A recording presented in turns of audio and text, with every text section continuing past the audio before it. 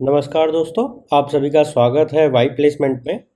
हम पिछली वीडियो में की कंस्ट्रेंट के बारे में पढ़े थे। तो आज जो हम यहाँ पे टॉपिक कवर करने वाले हैं उसका नाम है पार्टिसिपेशन कंस्ट्रेंट। तो ये डीबीएमएस में जब आप ईआर डायग्राम्स बनाते हो या इवन आप रिलेशन मॉडल की बात करते हो तो वहाँ पे ये काफ़ी ज़्यादा इंपॉर्टेंस रखता है ये topic. And even for today हमें ये ध्यान रखना होता है कि जब भी आप ओआरएम का यूज़ कर रहे होते हो, राइट, जब भी आप रियल वर्ल्ड में ओआरएम का यूज़ करोगे तो वहाँ पे आप ये पार्टिसिपेटिंग कंस्ट्रेंट बता के चलते हो कि ओके, मेरा जो रिलेशन है वो किस टाइप का है, क्या कंस्ट्रेंट है उसका, राइट।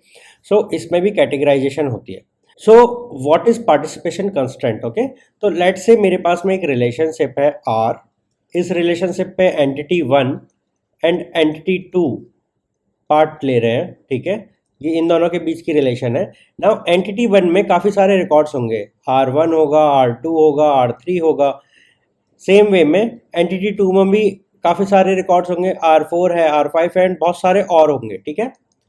सो यहाँ पे देखा जाता है पार्टिसिपेशन कंस्ट्रेंट में क्या इस पर्टिकुलर एंटिटी का, ओके, लेट से मैं बोल रहा हूँ कि E1 की साइड की जो एंटिटी है उसके हर एक रिकॉर्ड के लिए कोई ना कोई एंट्री मेरे पास में मैप्ड है या नहीं इन ए पर्टिकुलर रिलेशनशिप। सो यहाँ पे R1 है, R2 है, R3 है, लेट से इनका R4 एंड R4 के साथ में रिलेशन है, ठीक है। सो ये मेरा रिलेशन सेट है, ये मेरी रिलेशनशिप है। नाउ R1 की साइड में देखोगे तो हर एक के लिए एक रिलेशन एग्जिस्ट करता है एंड R4 की तरफ केवल एक ही से सारे रिलेशन एग्जिस्ट करते हैं, और यहाँ पे एक ऐसी एंट्री है जिसके लिए कोई रिलेशन एग्जिस्ट नहीं करता। तो यहाँ पे आपने देखा कि दो टाइप के रिलेशंस बने on the entity. One is total constraint and another one is partial constraint. And ये टोटल कंस्ट्रेंट आपका किस नजरिए से है? ये पार्टिसिपेशन के नजरिए से है, पार्टिसिपेशन। ओके, सो आपने देखा दो तरह के पार्टिसिपेशंस हो सकते हैं। वन, जहां पे टोटल पार्टिसिपेशन है, दैट मीन्स कि मेरी एंटिटी का each record taking part in the relationship, ठीक है। ऑन द अदर हैंड एक मेरा पार्शियल पार्टिसिपेशन है, ठीक है।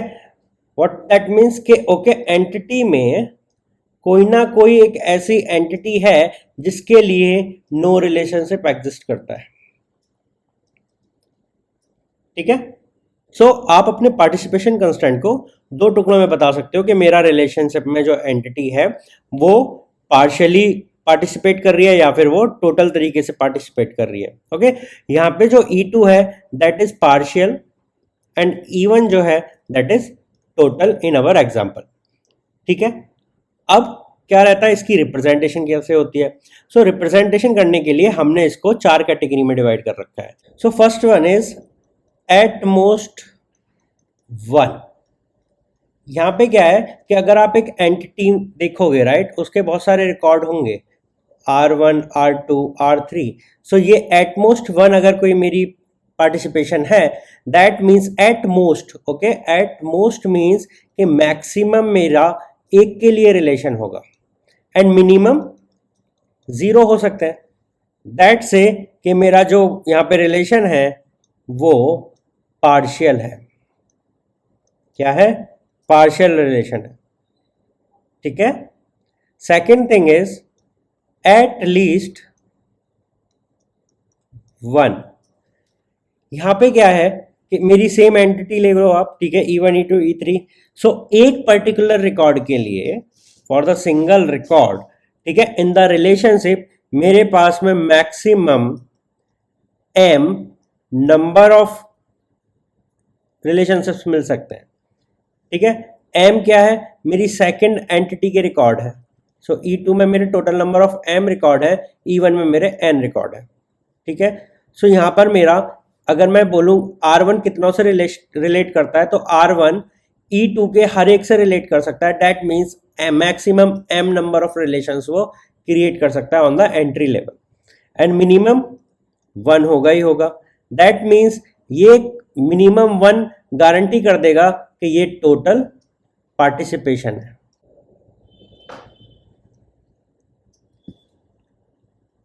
थर्ड पॉइंट आता है जहां पे हम बोलते हैं exactly 1। Exactly 1 that means maximum equals to minimum होगा और वो कितना होगा, वो 1 के बराबर होगा। ठीक है, यहां पे अगर एग्जैक्टली 1 बोला है तो हर एंट्री के लिए रिलेशनशिप में एक रिलेशन है, वही मैक्सिमम है और वही मिनिमम है। दैट सेज कि ओके यहाँ पे जो हमारा रिलेशनशिप है वो टोटल है एंड की कंस्ट्रेंट भी है। ठीक है, यहाँ पे भी मेरा की कंस्ट्रेंट था, बट यहाँ पे मेरा नो की कंस्ट्रेंट था बिकॉज एक की के लिए मल्टीपल रिकॉर्ड्स एग्जिस्ट करते थे on the other entity set.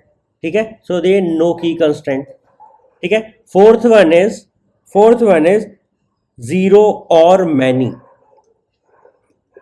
That means maximum कितना हो सकता है, एम हो सकता है एंड मिनिमम कितना हो सकता है, 0 हो सकता है।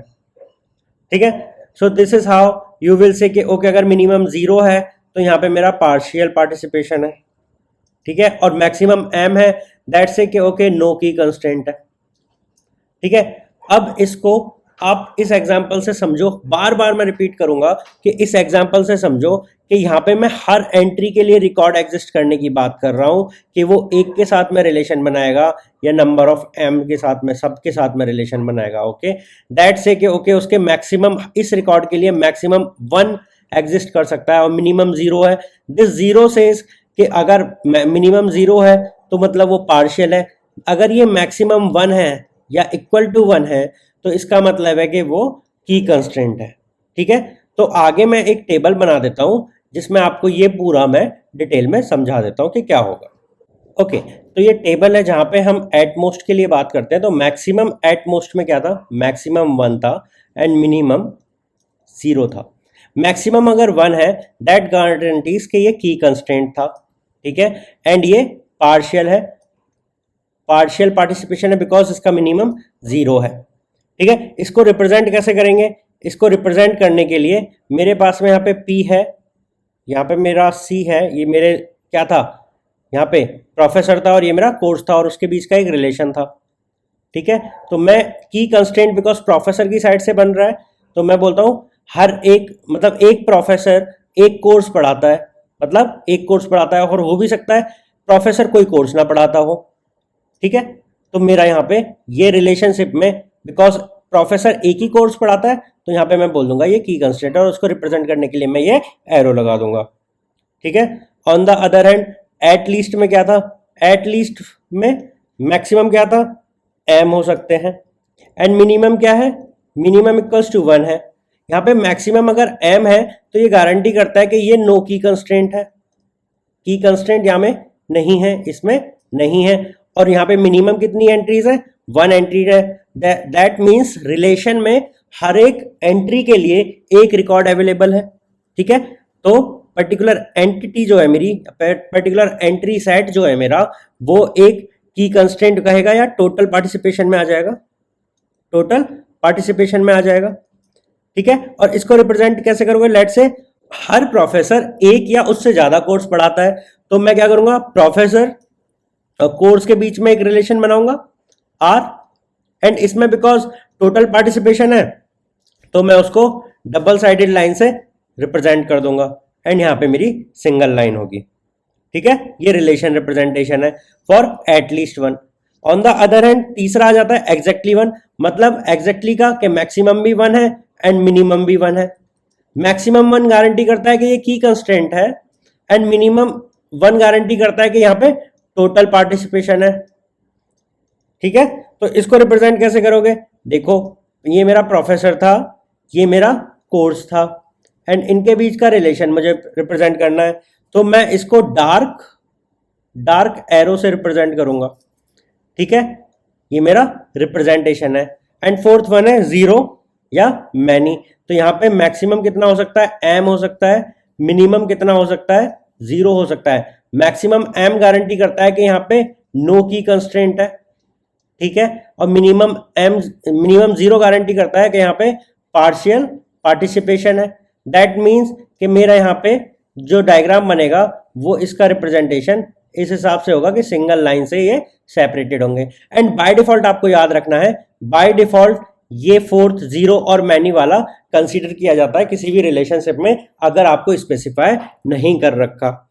ठीक है, सो आई गेस इस पर्टिकुलर केस से आप समझ गए होगे या डायग्राम से आप समझ गए होगे कि ओके पार्शियल कंस्ट्रेंट्स क्या होता है और की कंस्ट्रेंट्स कैसे हम डिफाइन करेंगे और उनको डायग्रामेटिकली हम कैसे रिप्रेजेंट करने वाले हैं।